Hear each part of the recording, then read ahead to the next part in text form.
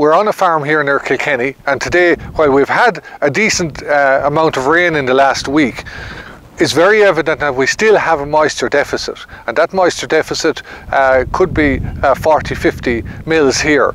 But certainly fertiliser was spread, that fertiliser has gotten into the ground, and we have the pastures beginning to green back and start to grow. That's all very positive. What we're also seeing, and we're asking most farmers and all farmers, that if they haven't spread fertiliser in the last month, to get out straight away and spread, and try and get out at least a bag to the acre. We're also saying that in most cases where slurry hasn't been spread and where you're not sure of your NPK status, to try and use an NPK or a high-end fertiliser and include sulphur with that in cases where there's not sufficient sulphur out for the year. That will cover most farmers then for possibly 3 weeks. After that, they need to relook and try and get 2 spreads in before the end of the spreading season. Today, the end of the spreading season is the 15th of September.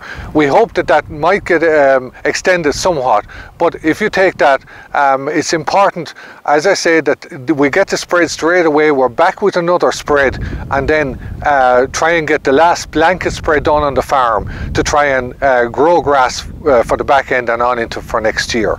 They're the important points.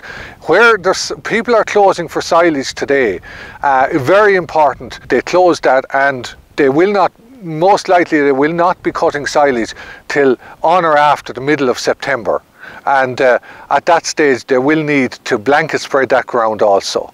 We're here today in Three Castles on the dairy farm of Patsy Mullen's, a typical North Kilkenny farm, very dry limestone based farm. We're going through growth rates over the last couple of weeks. It's been 6 weeks since Patsy has spread his last round of fertiliser, which is a bag of pasture sward. The growth rates for the last 6 weeks are recorded at 16 kilos a day, where with recent moisture we're going again with a bag and a half of pasture sward. Patsy and Paul have been using pasture sward for years now.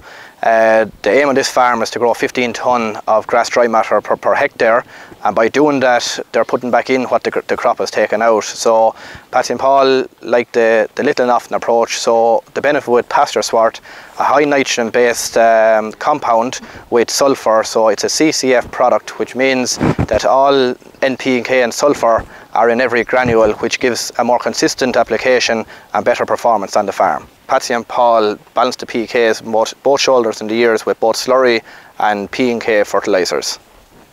In Three Castles on Patsy and Paul Mullen's farm, Patsy, how are things managing during these tough conditions? They're very trying at the moment, but we seem to, hopefully we're beginning to turn the corner after the rain last weekend. We had very little grass. We were grazing 400 or 500 covers there, feeding 7 kilos of the sustainer and 4 kilos of beet pulp nuts and some alfalfa as well, just to balance up with very little grass, about 2-3 kg of grass. So we're trying to spare the grass. They're being well fed, so the cows look in very good condition there. Right, how is yield holding up? Or? Yield, they're holding very well there, but it's at a cost. But they're milking very well and they're very contented with it. So hopefully if we can keep them on that diet for a week to let grass build up. So we spread a bag and a half fertiliser in the past week, because we hadn't spread any fertiliser in 6 weeks since the drought started. So there's been only about a growth of 16 kg over the last 6 weeks. So grass has got very tight, so we decided to go with pasture sward to give the grass a boost at this stage. And the reason for going with pasture sward, Patsy? Well, we felt the P&K would give the grass a bit of a boost to come on. That it needs a bit of extra feed just to get it moving again, to get the root system going after it being damaged so much with the root.